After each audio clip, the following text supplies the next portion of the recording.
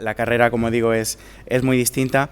Pero bueno, más allá de su compromiso con la universidad y el hecho de que también ejerce la abogacía, es autor de numerosas publicaciones de referencia en materia de contratación pública. Algunas de ellas las tienen en los materiales que les hemos entregado, por tanto pueden beneficiarse de ellas. Y, como digo, un referente. Yo le quiero agradecer el esfuerzo que hace para estar con nosotros. Es un auténtico placer tenerte aquí en el día de hoy y cuando quieras tienes la palabra. Hago un matiz. La idea es intervenciones de unos 30 a 35 minutos para que haya debate. Por tanto, el objetivo fundamental es que nos sintamos libres para preguntar, plantear dudas, en fin, discutir en general, que, como digo, es lo que más nos interesa. Muchísimas gracias, Miguel, tienes la palabra. Muy bien. Buenos días. Quería empezar por decir que intentaré hablar castellano. Ni siempre conseguiré, voy a decirlo desde ya. Voy a hacer ese esfuerzo, pero si tenéis alguna duda, pues que puedes preguntar e intentaré clarificar. Quiero decir que es un honor y tengo que agradecer muchísimo la invitación para estar aquí hoy. Tengo que agradecer en particular al profesor Isaac Martín por esta invitación para hablar de una materia que ha sido desde siempre el punto de mi trabajo y de mi investigación y de mi tesis de doctorado, y hablarles un poco del sistema de contratación pública electrónica, el tema de hoy. Hablaré por unos 30 minutos y estoy después enteramente a vuestra disposición para las preguntas que quieran hacer.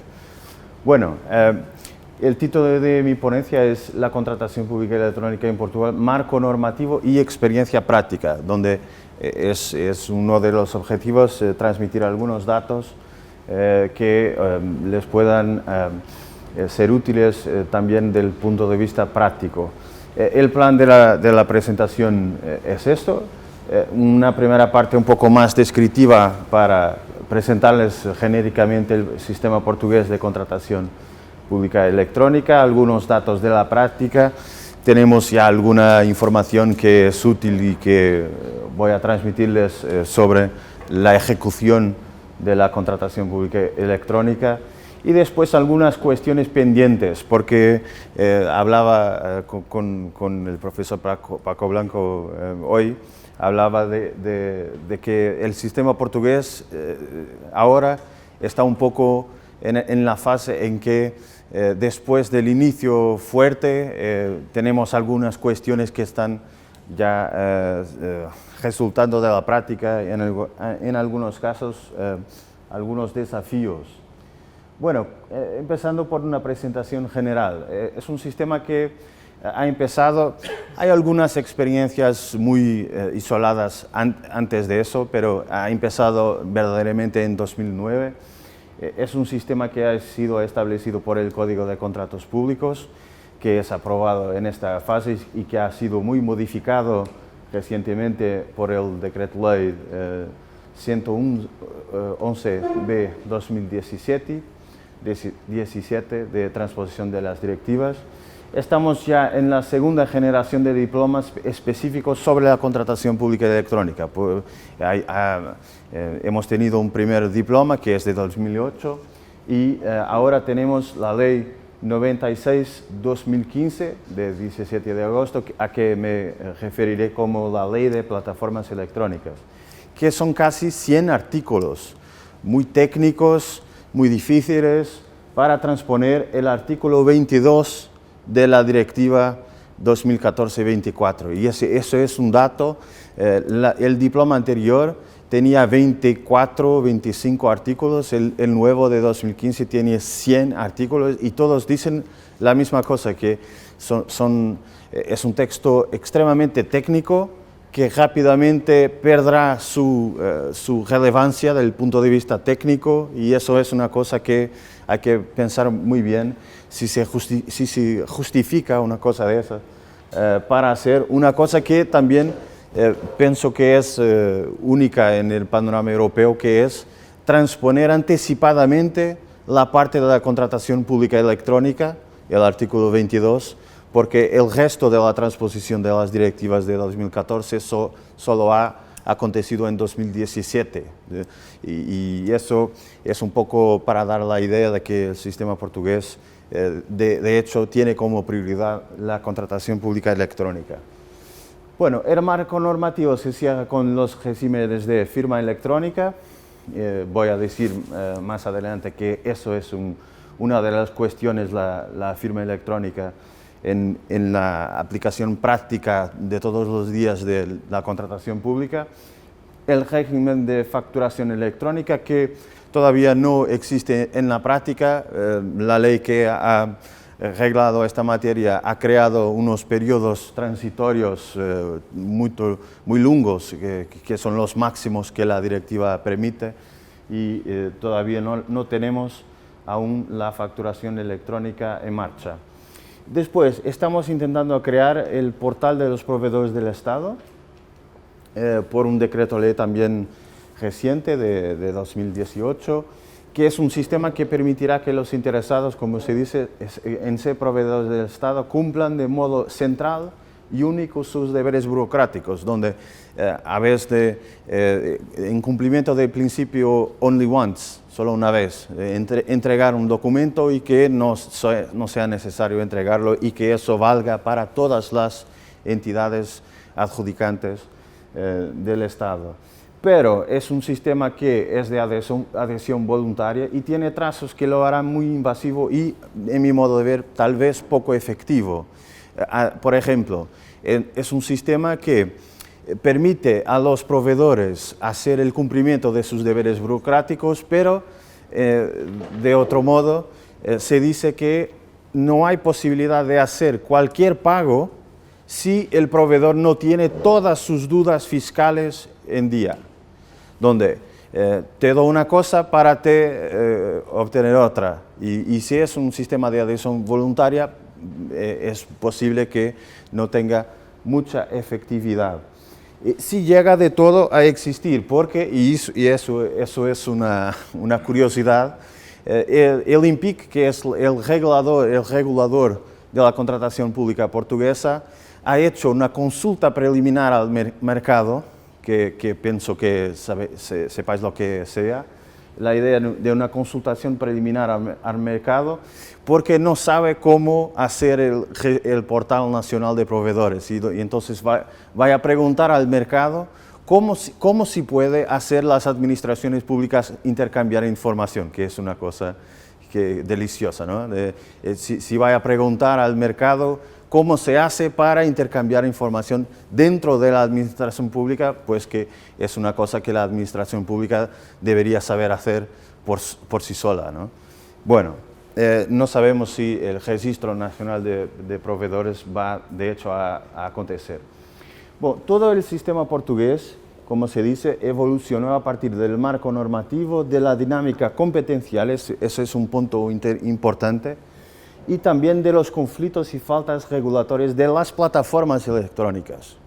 Es decir, es un sistema construido sobre el tema de las plataformas electrónicas, en sentido de que son instrumentos que son reglados de modo detallado y específico como formas de organización electrónica de la interacción entre poderes adjudicadores y operadores, que crean un llamado two-way market, en el sentido de que tenemos los proveedores, tenemos los poderes adjudicadores y tenemos la plataforma, que es un sistema dedicado, no es solo el sistema de intercambio por correo electrónico, por ejemplo.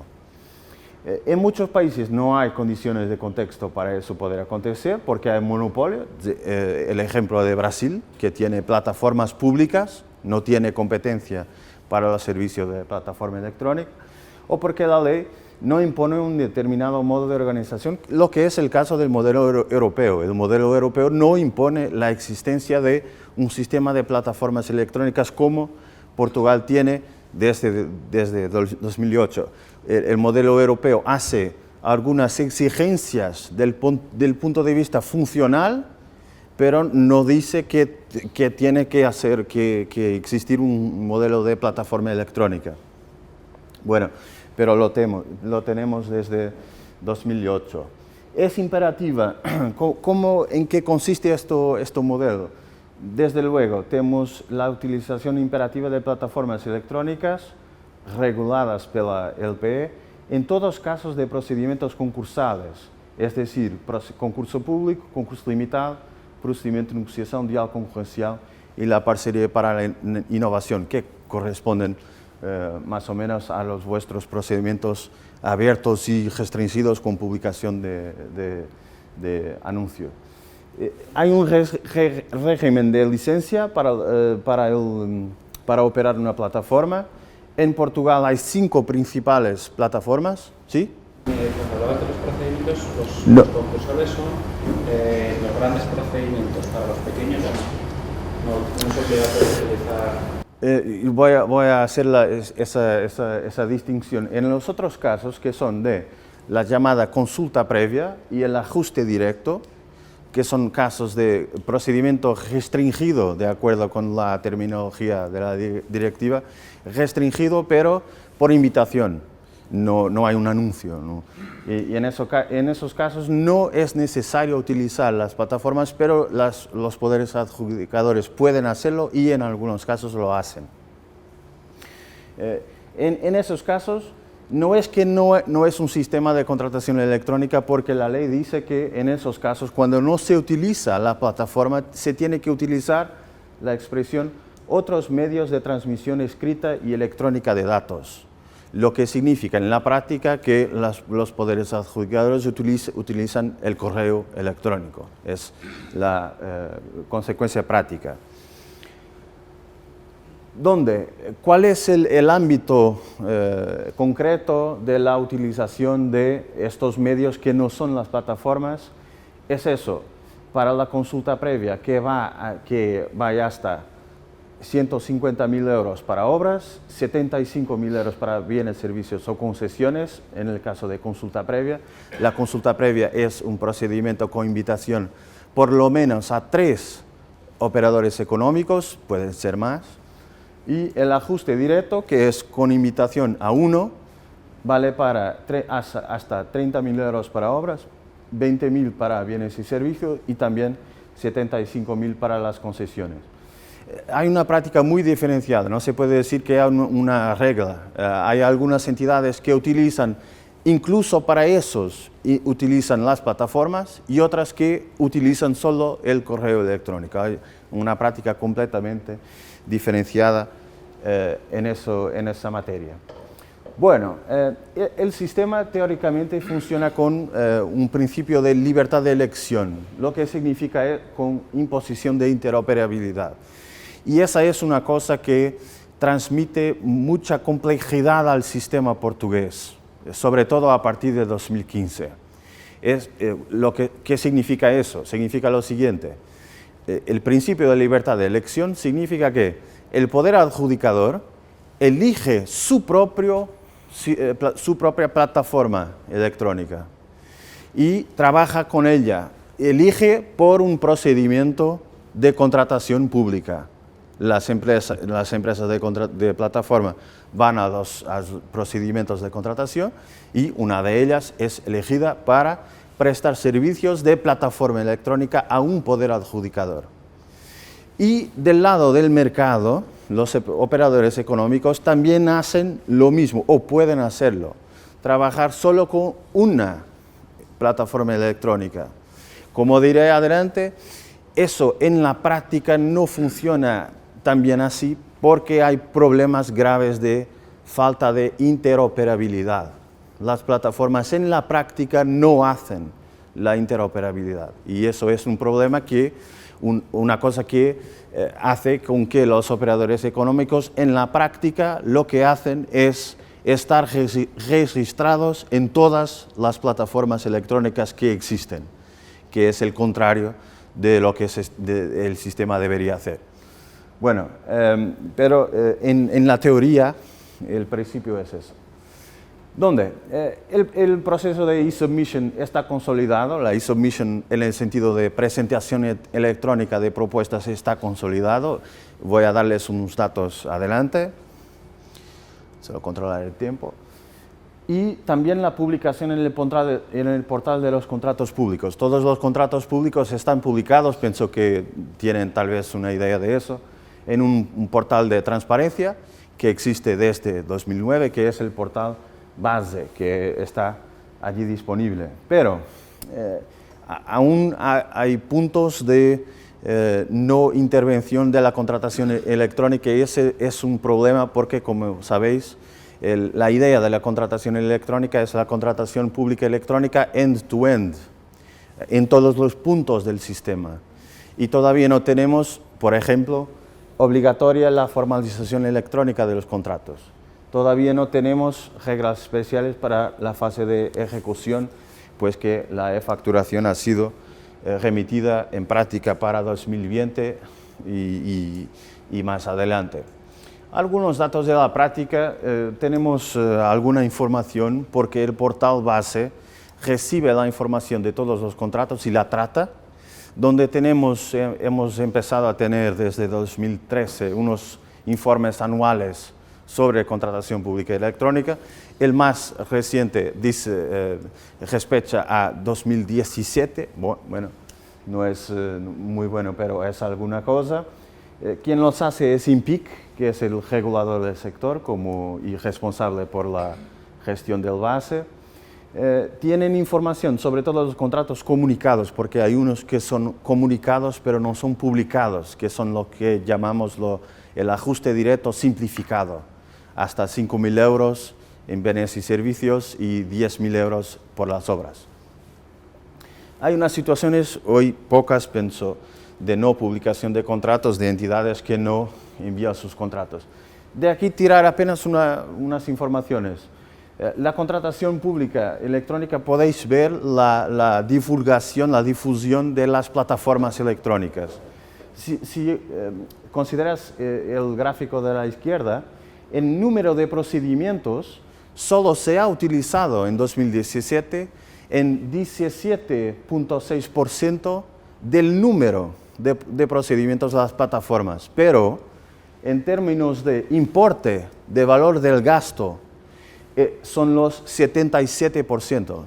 Luego, eso significa que del total de los contratos en términos de importe, 77% de eso es a través de la plataforma electrónica, lo que significa que los contratos que son fuera de la plataforma, ajuste directo y consulta previa, son muchos, pero de bajo valor, de bajo importe. Y los contratos más relevantes siguen el sistema de las plataformas. El indicador ha variado entre 61% y 78%, pero ha estado siempre alto. Esta fluctuación es explicable por lo que he dicho, la discrecionalidad de los poderes adjudicadores en elegir utilizar la plataforma o utilizar el correo electrónico. Voy a decir adelante que esa es una de las cosas que es un poco difícil para los operadores económicos entender, porque la utilización de las plataformas determina automáticamente para ellos, operadores, mucho más costes por comparación con el sistema del correo electrónico, donde tenemos un elemento discrecional que crea algunas cargas a los operadores, y eso no es mucho fácil de explicar. Aquí una otra cosa que tenemos, además de los informes anuales, tenemos unas síntesis mensuales dadas por el INPIC sobre los datos de la contratación electrónica. Y esto sí es reciente, es de diciembre de 2018. Y lo traigo aquí solo para que podáis ver la repartición, la división por tipo de procedimiento en el caso, y comprender que hay muchos procedimientos de consulta previa y ajuste directo. Ese es un problema que la doctrina portuguesa ha salientado, la cuestión de que tenemos muchísimos procedimientos de bajo valor, y eso en algunos casos no se puede ignorar, se debe al indebido fraccionamiento de los contratos y de la despesa y donde es un elemento no muy positivo del sistema portugués. Tenemos también en ese cuadro una otra cosa que es la diferencia entre diciembre de 2017 y diciembre de 2018, porque el año de 2018 ha sido el primero en que hemos tenido una distinción entre dos tipos de procedimiento por invitación, consulta previa y ajuste directo. Hacia 2017 solo había ajuste directo, en el sentido que se podía invitar cuantos se quisiera. Ahora no, ahora a partir de importes relativamente bajos se tiene que invitar por lo menos 3. Y en ese caso la comparación es un poco preocupante, porque la comparación indica que al contrario de lo que se pretendía con la reforma de 2017, los procedimientos por invitación están creciendo y no bajando, donde la comparación es un poco preocupante. Bueno, algunas notas muy rápidas, sencillas sobre el mercado de las plataformas electrónicas, también datos que podéis recoger en el informe anual. Nosotros tenemos 3 plataformas con cuota de mercado superior a 20%, Safety, Vortal y Asingov, y los contratos tramitados por las 3 plataformas son el 87% de los contratos y 82% del gasto, donde es un mercado concentrado. Las 5 mayores empresas tienen más del 95% del mercado, donde un mercado concentrado en términos de plataformas electrónicas y debo recordar que el mercado está funcionando hace 10 años, donde está un mercado hoy concentrado. E incluso una de las mayores plataformas ha salido del mercado en resultado de una decisión de INPIC, que es por el motivo de general incumplimiento de reglas de la Ley de Plataformas Electrónicas. Esto ha sido un caso muy controverso en Portugal. Era una plataforma que tenía más de 25% de cuota de mercado y que ha visto casada su licencia porque, por ejemplo, la ley dice que los timestamps, sellos de tiempo, tienen que ser interoperables, y esa plataforma ponía unos obstáculos técnicos y demoraba mucho tiempo hasta que los sellos pudiesen ser interoperables, donde la plataforma en la práctica quería vender sus propios sellos temporales. Otros problemas como, por ejemplo, la ley portuguesa dice que para estar en la plataforma no se paga nada y que la plataforma debe dar gratuitamente todos los trámites necesarios básicos, trámites básicos necesarios para presentar una propuesta gratuitamente. Y esa plataforma, por ejemplo, hacía unas prácticas para tornear esa ley, haciendo, por ejemplo, que un mensaje del operador a la entidad, al poder adjudicador, se tenía que pagar. Se tenía que pagar para decir al poder adjudicador para prorrogar el plazo de presentación de propuestas, por ejemplo, donde varios problemas de incumplimiento que han llevado a la casación, y esto es una consecuencia de la fuertísima competencia que existe entre los operadores. La competencia entre ellos es muy fuerte y eso ha llevado a esas prácticas que después han sido censuradas. Bueno, la contratación pública electrónica empezó, de hecho, empezó muy fuerte. La experiencia práctica revela muchos desafíos que causan en algunos casos desánimo. Hay algunas personas en Portugal muy pesarosas con el sistema de contratación electrónica y críticas.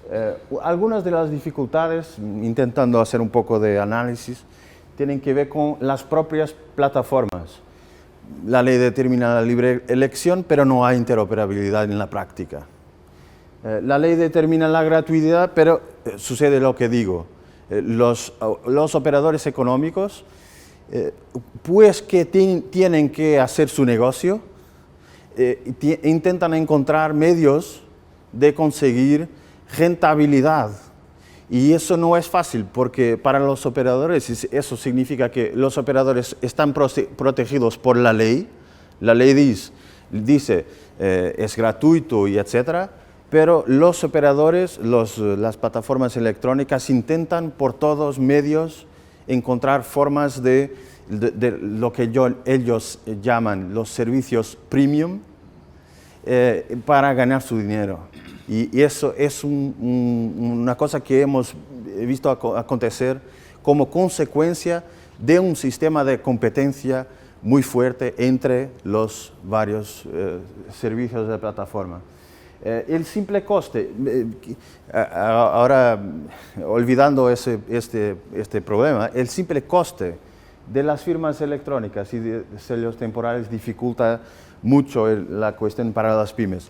Por ejemplo, una de las grandes discusiones en el proceso de revisión de reforma del Código de Contratos Públicos en 2017 ha sido si o no a la introducción obligatoria de las plataformas electrónicas en los procedimientos por invitación.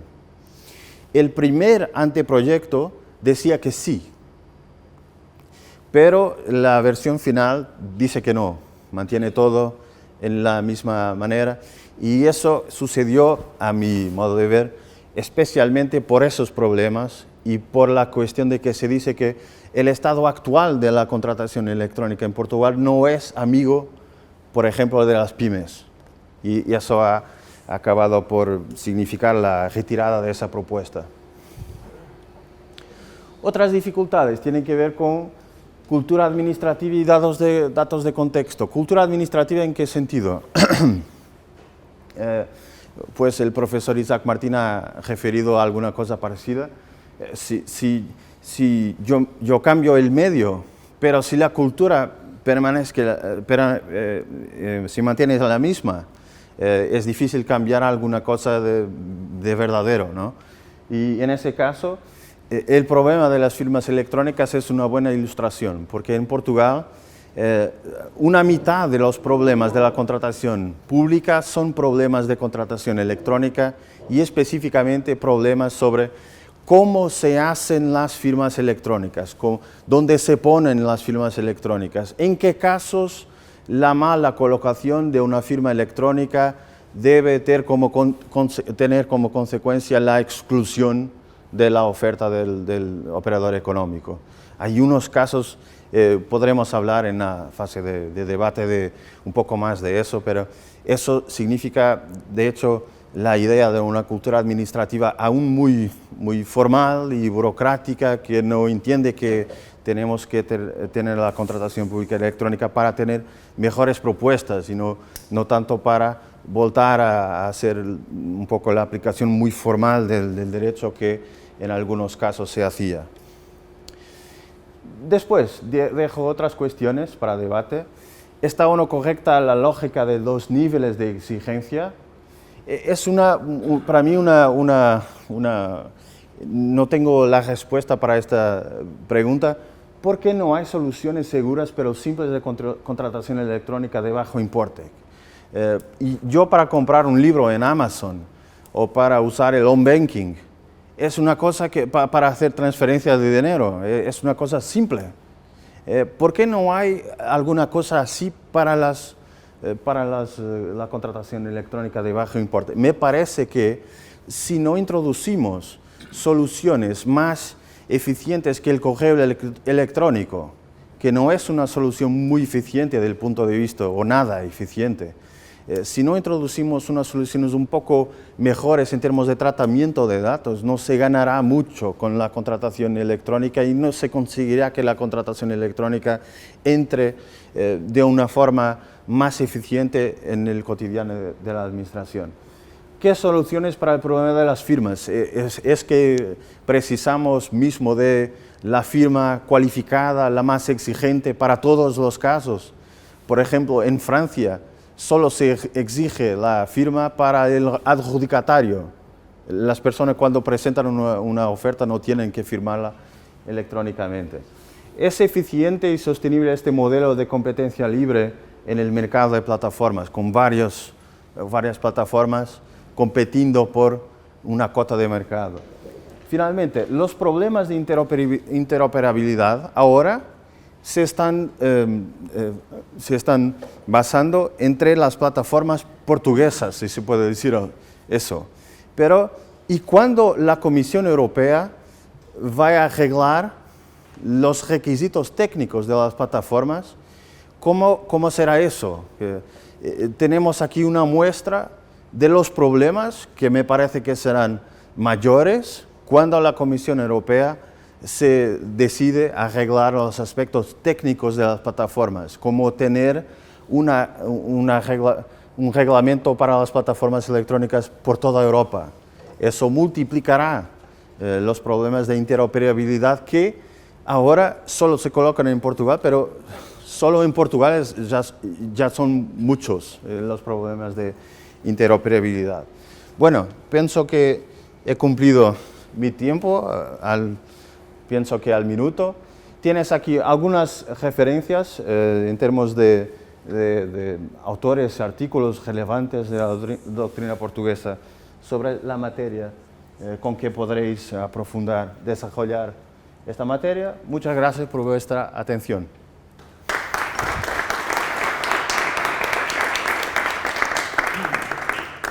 Muchísimas gracias, Miguel.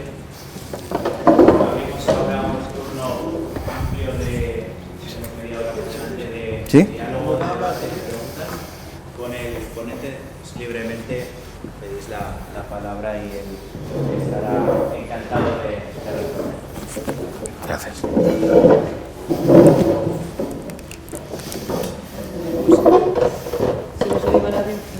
En primer lugar, darte las gracias por el esfuerzo de hablar en castellano. Gracias perfectamente. Y nos dirás que no, pero... No. Sí, pero siempre es un esfuerzo adicional. Y luego, por un poco, yo creo las sensaciones de simplificar la contratación electrónica portuguesa. Porque desde aquí en España la miramos con mucha curiosidad, porque siempre se os ha vendido como un modelo de éxito. Y ya veo que, bueno, que al hacer procesos pues, se puede mirar con mayor especificismo. Me ha llamado muchísimo la atención, y puedo prometer que no soy la única, el tema de la licitación electrónica por debajo de los umbrales de baja cuantía. Esto que sería nuestros negociados debajo de la cuantía y nuestros menores. Por correo electrónico, ¿y cómo se garantiza la confidencialidad de ofertas? Si es que se garantiza. Bueno, sí, es un modelo que puedo decir que ha tenido suceso, en el sentido que funciona y como habéis visto, casi 80% de los contratos, del importe de los contratos es hecho por las plataformas electrónicas. Y decimos también que sin competencia entre las plataformas, tal vez no ha sido posible hacer en tan poco tiempo un modelo de contratación electrónica, donde el sistema tiene sus méritos. Ahora estamos enfrentando los desafíos del sistema, yo pienso.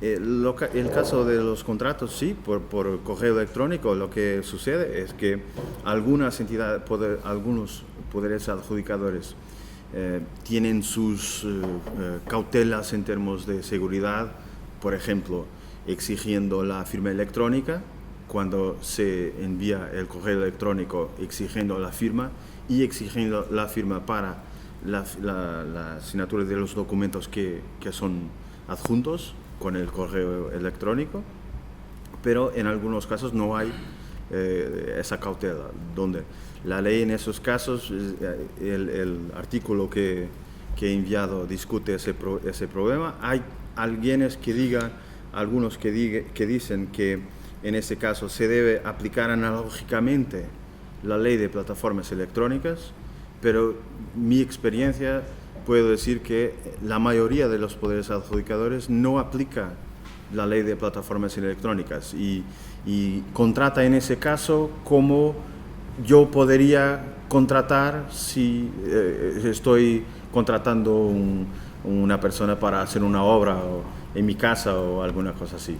Y eso es un problema porque el correo electrónico no garantiza la rastreabilidad de información, no garantiza, a no ser de manera muy imperfecta, temas como confidencialidad, etc.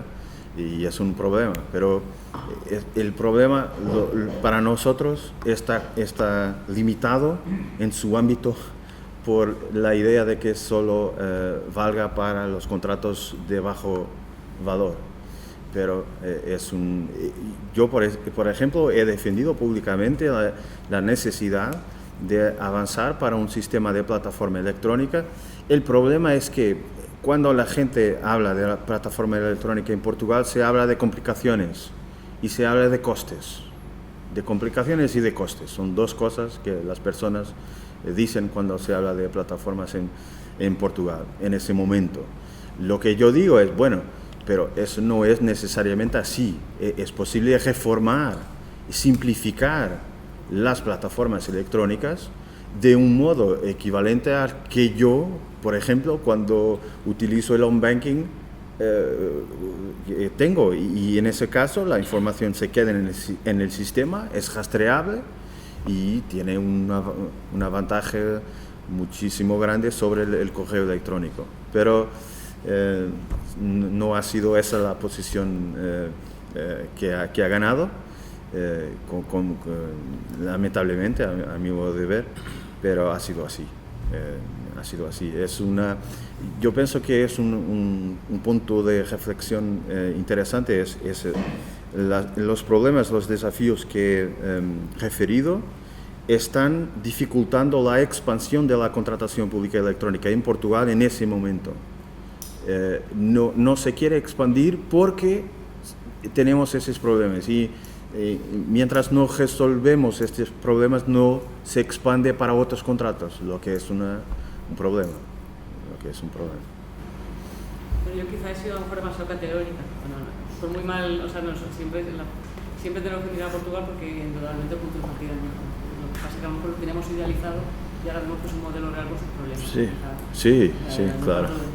Y luego en segundo lugar, y la pregunta, cuando hablas de costes, pues es más crítico de costos de tiempo, mantenimiento de firmas electrónicas, todas estas cosas que cobran las plataformas, no saben muy bien cómo ni cuándo. Sí, el problema es eso, es que el modelo legal en 2015 ha reaccionado a la práctica de las plataformas electrónicas y ha dicho el modelo de 2015 es muy detallado en su regulación, que dice que la presencia en una plataforma no puede tener costes por sí sola. Y las plataformas deben dar un llamado paquete básico que te permita hacer hasta, en algunos casos, 5 propuestas, otros casos 10 propuestas por mes, sin gastar nada. Pero para el licitador estamos hablando. Para el licitador. Y donde el licitador considera este modelo y dice, bueno, yo voy a conseguir hacer unas propuestas sin gastar nada, pero no es verdad. Y no es verdad porque las plataformas tienen que hacer su negocio. ¿Y cómo hacen su negocio? Vendiendo servicios adicionales. Y los servicios adicionales en algunos casos están hechos de tal forma que son en la práctica necesarios para cualquier persona que quiera. La comunicación, el mejor ejemplo es el ejemplo de los mensajes, porque en un procedimiento es necesario algunas 5 o 10 veces cambiar mensajes con el poder adjudicador, y en ese caso se tiene que pagar.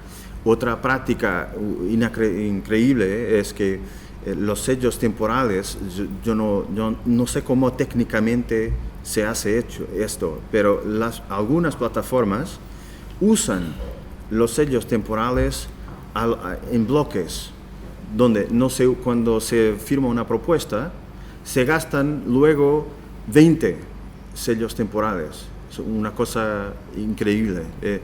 Y como si venden en paquetes y en bloques, lo que sucede es que los 20 que teóricamente te permitirían hacer 20 propuestas, te permiten hacer una y tienes que pagar para hacer más.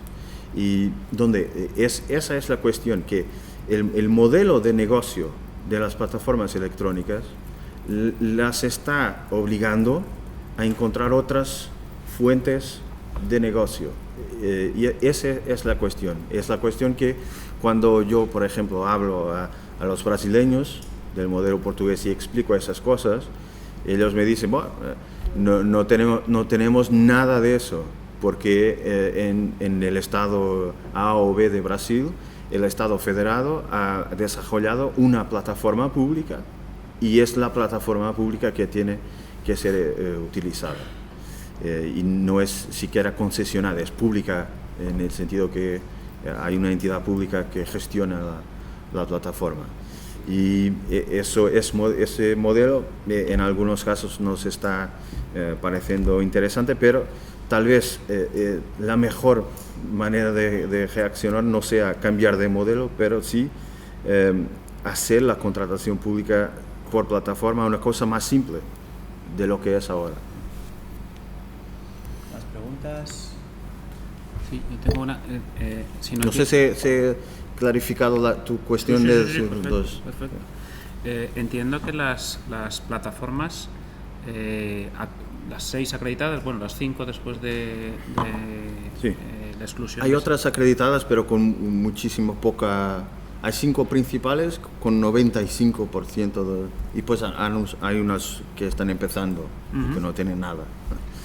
Que actúan un poco como terceros de confianza, ¿no? Sí, porque son sí, las sí. que reciben las ofertas de los licitadores, Sí, ¿verdad? las guardan, las custodian hasta ¿Verdad? el momento que la... ¿Verdad? Y la ¿Cómo se garantiza el secreto de las ofertas? Bueno, con el sistema de la firma electrónica, que no solo garantiza la confidencialidad, la autoría, pero también la confidencialidad. Se utiliza un sistema de encriptación en la plataforma, con cifrado, sí, en la plataforma. Las plataformas tienen de hecho muchísimos requisitos de seguridad electrónica. La ley es muy extensa en ese punto, de darles muchísimos deberes, y ellos dicen que con tantos deberes no podemos hacer cosas gratuitas. No sé si... Sí. Con tantos deberes es imposible conciliar tantos deberes que nos imponen con la idea de un sistema que no tiene costes para el utilizador. Y eso, estamos un poco aquí en esa dificultad. Esa es la razón por la cual ellos tienen que, en fin, intentar hacer su negocio. Pero sí, terceros de confianza. No hemos tenido hasta ahora problemas de confidencialidad o de ataques informáticos, o no hemos tenido hasta ahora problemas de eso. De momento, sí, pero es un riesgo, claro. No hemos tenido hasta ahora. Y hemos tenido los problemas un poco opuestos, porque los requisitos de seguridad son tantos que los operadores económicos tienen dificultad también ellos en cumplir. Un ejemplo quedó en la presentación, es una discusión increíble que hoy se hace en Portugal, que es, la ley dice que el operador tiene que firmar los documentos en su ordenador antes de hacer el upload, por razones de confidencialidad. Y los tribunales se están discutiendo, bueno, pero las plataformas tienen deberes de confidencialidad. Si no se prueba que ha habido un ataque y el operador solo ha firmado cuando el documento ya estaba en la plataforma, ¿cuál es el problema? El problema de las formalidades esenciales o no. ¿Son formalidades esenciales o no? Y se crea un debate infindable sobre todo un conjunto de situaciones, todo un grupo de situaciones que tienen que ver con requisitos de seguridad. Pero sí, hay problemas de eso, hay muchas cuestiones de dificultades técnicas de la plataforma, situaciones en que la plataforma no es funcional, no es disponible, y la ley en esos casos dice que los operadores tienen el derecho a que el plazo sea prorrogado, ¿sí? Sí. Prorrogado. Pero en algunos casos hay dificultades, pero ese es un ejemplo de los tribunales que dicen que si la plataforma no está disponible y el operador presenta tardíamente, por ejemplo, él debe ser protegido en ese caso. Sí. tal como describes que estás haciendo la descripción, muy útil. Yo era uno de los enamorados de Portugal y no me ha hecho disminuir mi impresión. Yo creo que el amor tiene momentos de madurez, ¿no? Y de crisis, y de crisis. Claro, Sí. Eso refuerza luego una relación más. Y en ese sentido, ¿qué mecanismos de diálogo hay entre los proveedores tecnológicos, el Estado? Porque el Estado portugués creo que ha constituido empresas para homologar a los proveedores, ¿no? Están etiquetados como si la plataforma está adecuada a la norma de la contratación pública. Eso ya sale con un margen, pero en estos momentos de crisis, bueno, es que uno lo oye y dice, bueno, pues seguir hablando, efectivamente simplificar las plataformas para que sean útiles en los escenarios.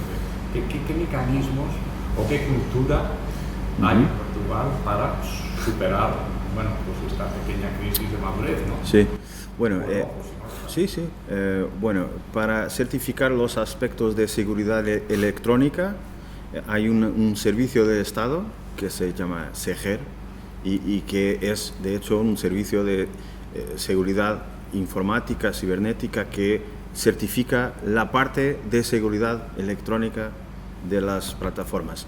La parte de requisitos funcionales generales, vamos a decir así, es certificada por el INPIC, que es el regulador de la contratación pública, donde tenemos en realidad dos fuentes de certificación para cada plataforma. Uno que es el primero que he dicho y otro que es el procedimiento general de licenciamiento de licencia de la plataforma, que es perante INPIC. Y luego de estos procesos, Miguel, ¿Sí? se sigue hablando, hay una relación entre los proveedores Comprendo. del mercado y el Estado, hay mecanismos Bueno. de diálogo para... Sí. Hay una cultura de público-privado. Bueno, puedo decir... Uno está en un lado, Sí, otro está en otro. sí. Uno quiere más dinero porque es una empresa privada y quiere sacar un rendimiento. El Estado está ahí majestático, o hay mecanismos. Sí, puedo decir que lo que tenemos es una experiencia de las plataformas. No puedo decir que hay un diálogo permanente, pero las otras plataformas han sido algunos de los principales intervenientes quejándose de la que no cumplía. Vale. Donde, El sello de tiempo interoperable.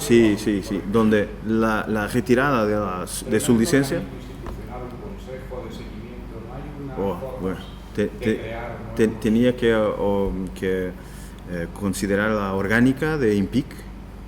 Pienso que tienen, porque los órganos, las entidades reguladoras tienen un consejo consultivo con una composición de stakeholders. Pienso que el caso de INPIC es el caso, pero no es una cosa que tenga una relevancia suficiente para que te diga que es una cosa que ha tenido consecuencias. No, pero lo que ha sucedido sí es que las otras plataformas se han quejado al INPIC, y que esa es una de las razones fuertes que llevó el INPIC a hacer una cosa que no es muy normal en contextos de ese tipo, que es casar la licencia, que es una cosa que no sucede mucho. Sí, era la plataforma que más tiene cota de mercado con las entidades adjudicadoras. Es la plataforma que tenía el sistema principal, por ejemplo, de la Central de Compras del Estado. La Central de Compras del Estado ha hecho una plataforma propia con que gestiona los acuerdos marco, y esa plataforma es basada en el sistema de esa que ha visto su licencia casada. Un poder adjudicador, cuando contrata el servicio de una plataforma, ¿qué tiempo tiene ese contrato?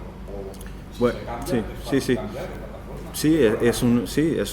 Es un problema que se ha planteado cuando esa empresa tiene su licencia casada, porque ha tenido que pasar toda la información de todos los procedimientos. Sí, se ha pasado a todas las plataformas. No ha sido al inicio muy fácil porque la empresa ha reaccionado judicialmente, pero se ha pasado. ¿Cuánto tiempo duran? Los contratos, lo que dice la ley portuguesa es que en principio los contratos de servicios no deben tener más de 3 años, a no ser que sea necesario, y es necesario justificarlo. Normalmente los contratos son 1 o 2 años, prorrogable hasta 3. No, nadie utiliza la posibilidad de más de 3 años. Y luego se hace otro concurso y otro contrato. Sí. Claro, yo creo que lo que estaba preguntando Paco es si luego eso crea una especie de cautividad tecnológica. Sí, comprendo. Lo que sucede es que el problema, sí, no hay, sí.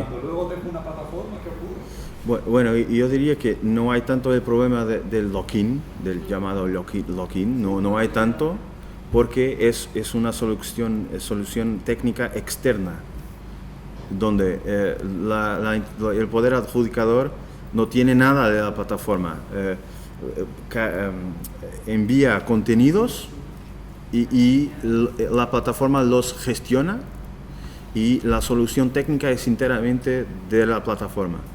La información, cuando un procedimiento termina y cuando se cambia de proveedor, por ejemplo, la información tiene que pasar, y la ley regula los casos y los modos de pasaje de información. ¿De plataforma a plataforma, para plataforma. o de plataforma a poder adjudicador? De plataforma a plataforma. Continuidad. Sí. Sí, son bloques de datos que están regulados. La ley dice cómo los formatos y después son intercambiables. Sí. Bueno, me parece muy interesante tu discusión. Yo, al contrario de lo que se ha manifestado, justo no tenía nada idealizado el modelo puesto, porque a mí me parece que surgió en un contexto de privatización y que la imagen que hemos recibido aquí, porque no la he recibido yo, en la que han recibido vuestros prestadores de servicios. Obviamente han venido aquí a decirnos que vuestro modelo era beneficio, lógicamente. Pero no me interesa tanto eso, porque aquí tenemos un modelo muy distinto. Sí. España es completamente distinto, aquí las plataformas encuentran los poderes adjudicadores, no puede tener una, pero no hay una plataforma espejo o reflejo para el operador económico. Sí. O sea, la misma plataforma que utiliza el poder adjudicador para contratar electrónicamente es la que usa el operador. Sí. Y obviamente está en tipo de costes. No hay un coste Sí. directo ni indirecto a los usos. Que además creo que ese es el espíritu de la directiva. Sí, claro. Fronteras físicas. Claro. Poner intermediarios genera costes. Porque las leyes digan que no las tienen, nadie monta un negocio para dar servicios a terceros gratuitamente. Entonces esos son los que por pagar de dos maneras. Sí. Y se puede regular. Yo diría, mira, las empresas que contratan con la administración tienen que pagar un coste a un prestador de servicios. Entonces se podría regular. Hay otros costes que se han venido pagando históricamente, costes de licitación y otras cosas, perfectamente. Hasta de interposición de recursos. Hasta de interposición de recursos había gente que tenía que pagar. Sí, por supuesto. O sea, tú puedes, a mi juicio no va por el motivo. Lo que se pretende es que la administración, o sea, favorece la concurrencia, y hay una idea de las directivas sobre que los medios electrónicos van a conseguirlo o pueden favorecerlo, pero claro que esto tiene que tener dos condiciones. Una, que no tenga costes y luego que sea accesible. Esa es otra cuestión. Pero yo no me iba a centrar tanto en esto, que me interesa muchísimo, ¿no? Pero, porque creo que en el fondo vosotros ahora mismo, a mi juicio, lo que está ocurriendo es que el modelo privatizado, vosotros tenéis un modelo privatizado en los dos extremos de la relación de la licitación. O sea, está privatizado el modelo en el lado de las plataformas de contratación electrónica que usan los poderes adjudicadores, y privatizado en el extremo. Claro, es un modelo privatizado que encima genera un monopolio o monopolio de pocas empresas, con lo cual al final hemos llegado al inicio. O sea, queremos privatizar algo para que no sea la administración que tenga el control y terminamos apelando el poder a determinados prestadores de servicios, que luego se pelean entre ellos para quitarse el mercado, como muy bien ha contado, claro, porque hay alguien que de pronto tiene demasiado poder. ¿Vale? No, a mí me interesa más algo que han dicho al principio, más de pasada, que me parece mucho más interesante y que aquí se está avanzando, que es el portal del proveedor. Sí. Creo que has hablado de Sí. A mí me interesa más la idea de la parte de la contratación electrónica que tiene que ver con conseguir un punto de información. Bueno. Y la necesaria obligación de que todos los poderes adjudicadores publiquen en ese punto. En nuestra norma, una de las grandes novedades de nuestra ley de contratos es que se ha establecido una consecuencia de equidad absoluta de cualquier procedimiento que tenga publicidad en nuestro portal del proveedor, en nuestra plataforma de contratación del sector público, que es nacional. O sea, aquí, si en un contrato de publicidad no se publica el anuncio necesario en ese punto único común, la contratación no es válida. Sí. ¿Vale? ¿Allí tenéis algo parecido? O sea, Sí. ¿la regulación establece alguna previsión en ese sentido? Bueno, lo que tenemos es el siguiente. Tenemos un portal que es el portal base, que es el portal donde son publicados todos los contratos. Tenemos en base también son publicados los anuncios. Los anuncios, por su vez, están publicados no solo en base, pero también en el jornal, en el diario oficial, Diario de República. Lo que sucede es que los anuncios están también disponibles en esos dos sitios que he mencionado, pero también en cada una de las plataformas. Todo eso, los anuncios, esa parte está consolidada. Los anuncios son publicados y aparecen en todos esos sitios. Y también aparece la publicación final en base, en el portal base. Sí. Una otra cosa es que estamos intentando hacer ahora es el registro del portal de proveedores del Estado. ¿Y qué es eso? El portal de proveedores básicamente es una carpeta informática donde una empresa pone sus cosas, sus certificados de registro criminal y etcétera, y que sea válida para todos los procedimientos. Pero en ese caso hay un obstáculo que es esos sistemas de proveedores, de registro de proveedores, ha sido creado como de adhesión voluntaria por parte de los proveedores. Y a mi modo de ver eso no va a funcionar así, porque la única razón por la cual el sistema de contratación electrónica ha funcionado, podemos decir, bien desde 2009, es porque ha sido imperativo. Es una opción política que dice, ahora tenemos que hacer eso y tenemos que hacerlo de una forma eficiente. Si apenas algunos están en el sistema no funciona. El sistema también es un punto interesante. El sistema no pretende ser apenas un sistema de cumplimiento de obligaciones burocráticas, también pretende ser resolver un problema que en Portugal es uno de los problemas más graves, que es hay unas investigaciones de corrupción ahora todos los días aparecen, y ellas son todas más o menos la misma cosa, que es como en Portugal hay hasta umbrales bastante elevados la posibilidad de implementar procedimientos por invitación. El gran problema es cómo se elige las personas que se invitan. Ese es el problema. Y las investigaciones de corrupción que tenemos son basadas en la idea de que las personas elegidas son elegidas por razones no ligadas al no confesables. Donde el Registro Nacional de Proveedores, su idea final es que sea también un catálogo de proveedores con información sobre su desempeño en contratos, su performance en contratos, y que pueda servir como razón para invitarlas, porque ahora lo que tenemos es invitación por conocimiento personal, cualquier cosa digital. Esas consultas previas de las que has hablado, sí. que llevaban en obra hasta 150.000 euros. Sí. Ahí no hay anuncio. No hay anuncio. Solo invitación. Sí. Me sorprende porque ese era el modelo que teníamos parecido, en lo que aquí eran los negociados sin publicidad normativa que están suprimidos, no solo por la ley, sino que se suprimieron anteriormente a partir de una exigencia de la Comisión Europea que dio lugar a una especie de requerimiento al Estado español que se supone que al Estado portugués no le hayan hecho.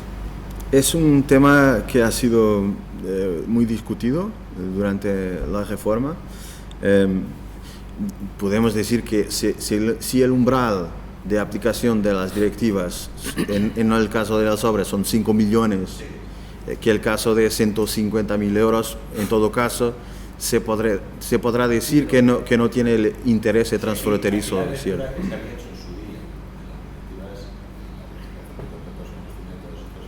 Sí. Las exigencias de las directivas, sí. los contratos de movilidad, todo esto se ha desmontado. Sí. En nuestro caso, por supuesto, la ley, no por la ley, Uh-huh. por la interpretación que hacen las propias directivas, la comisión, sí. por requiere al Estado para que dice, oiga, usted tiene que hacer extensivos los principios de contratación pública, concurrencia y tal, a todos los procedimientos, no solo a los de publicidad pública. Pero hay una cosa importante de decir, que cuando la consulta previa se tiene que invitar por lo menos 3 proveedores y se tiene que aplicar un sistema que en la práctica crea competencia entre ellos, en el sentido que tiene que existir un criterio de adjudicación, se tienen que cumplir unas formalidades que dan igualdad de oportunidad a todos, y etcétera. Donde con esos 3 los principios están siendo cumplidos. La duda es si el umbral es demasiado alto. Creo que en el caso de bienes y servicios no hay ese problema. 75.000, no. Bueno, podríamos discutir. Pero en el caso de... Aquí estamos en 14.000. Sí. Portugal, Italia, Francia son algunos casos en que los umbrales son un poco mayores. Yo sé que en España son más bajos, sí. Pero bueno, en España también somos un poco porque teníamos negociadas en publicidad por razón de la materia y el menor. Entonces yo creo que ahí... Sí, pero ellos mantienen esa modalidad en los dos. Sí, pero nosotros siempre los umbrales era el procedimiento de negociadas en publicidad. En la obra estamos hablando de millón. ¿Sabes? Que no era... Y luego no fue tanto que yo cuando leemos información en la comisión no nos requiere en el contexto de la directiva, sino en el contexto de procedimiento por déficit excesivo. Cuando ven el análisis macroeconómico, le llama la atención y le dicen que se contratación y cuando Sí, pero lo que la comisión, pero porque el espíritu, los principios de la contratación bueno, pública, habla si de no... Sí. pero en ningún momento... Pues la comisión no apunta al procedimiento negociado sin publicidad por razón de la cuantía. Usted está contratando sin publicidad. No, mire usted qué le pasa, que algo se tiene usted que mirar. Sí, claro. Es otra cuestión distinta. Sí. Muchas gracias por la presentación. Gracias. Sobre todo, a mí siempre se ha mirado ahora la valentía portuguesa, porque en 2009 esto estaba más pero hay un apunte que has hecho que me resulta muy familiar, que es que no trabajáis con datos. 10 años después, yo creía que era en España, estamos ahora mismo en una fase, por lo menos en la fase de lo que conocemos nosotros, que yo le llamo la burocracia digital. Lo hacemos todo igual, pero firmado electrónicamente y con el máximo de procedimientos. Sí. No trabajamos con datos. Claro, en el aspecto del control, trabajar con datos sería muy interesante. No sé si tenéis experiencia de Big Data con los años que lleváis ya. Es decir, por ejemplo, conocer que determinados criterios de adjudicación limitan mucho la concurrencia, que en determinadas regiones no hay bajas, que determinados órganos de contratación, cuando sacan anuncios, favorecen poquísimo la concurrencia europea. Sí. Otros sí, que se nos permitiría ir mejorando constantemente, claro. por lo menos para la intervención, hacer un Claro. tipo de control más constructivo. Sí, absolutamente. Pienso que aquella parte que son más o menos los entre 50% y 60% del número de procedimientos que se hacen en Portugal, que se hacen por correo electrónico, es toda una parte del gasto público que no conseguimos ver en la práctica porque no tenemos datos sobre ellos. He dicho eso muchísimas veces durante la discusión pública del anteproyecto, pero tenía la idea que las personas no entendían la idea, ¿no? El correo electrónico es electrónico y de hecho en algunos casos se consideran las directivas, y las propias directivas, a mi modo de ver, en algunos casos tienen una forma de ver muy tradicional sobre lo que ellas entienden que es la contratación electrónica. y eso no ayuda, pienso. Tenemos que, de hecho, dar un poco más, porque la integración de datos no se hace así con el correo y con cosas firmadas y digitalizadas y firmadas. Eso no es una vía para ir adelante. Pero es el problema. No expandimos los casos de contratación electrónica por el modo como la contratación electrónica hoy está. Esa es la cuestión. Y una curiosidad, en 2009, una persona que actualmente es ex primer ministro de Portugal, investigado por corrupción, ha tenido la idea de hacer la contratación pública imperativa electrónica. Puede tener defectos, pero ha sido él que ha dicho, no, tenemos que hacer la contratación. Es una ironía que ha sido una persona que ahora está investigada por corrupción, pero ha sido él que ha dicho y ha tomado la opción política clara de hacer eso. Es obligatorio. Es eso. ¿Alguna pregunta más? Respecto al número de procedimientos de licitación electrónica, tanto en volumen como en valor, la subasta electrónica, es decir, ¿qué tipo de impacto? Cuando dice subasta electrónica, La adjudicación a través de una subasta electrónica. No solo empuje, en sentido estricto, una puja o leilón, sí. lo que es. Sí, hay distintos modelos de subasta electrónica, pero es un recurso. Con bajas de precios. Sí. Es utilizado el modelo de subasta electrónico, sobre todo en los casos de acuerdos marco. Se hace mucho utilización de eso porque por algunas razones técnicas que no es necesario explicar, pero sí tenemos experiencia de subastas electrónicas en ese sentido. No tengo información en el relatorio de cuál es el porcentaje, pero puedo decir que no es la mayoría. No está generalizado en el sentido que es muy utilizado, pero puedo decir que un poder adjudicador normal, cuando hace su contratación, no utiliza el sistema de subasta electrónica, en el sentido de que no hay bajas posteriores a la presentación de la primera propuesta. No es una cosa que puedo decir que es la mayoría, pero es una idea empírica de experiencia mía. No tengo datos para responder a la pregunta. Si os parece, vamos a hacer un receso de unos 20 minutos, tenemos aquí un cafetillo y retomamos a las 12 con Isa. Muchas gracias a todos.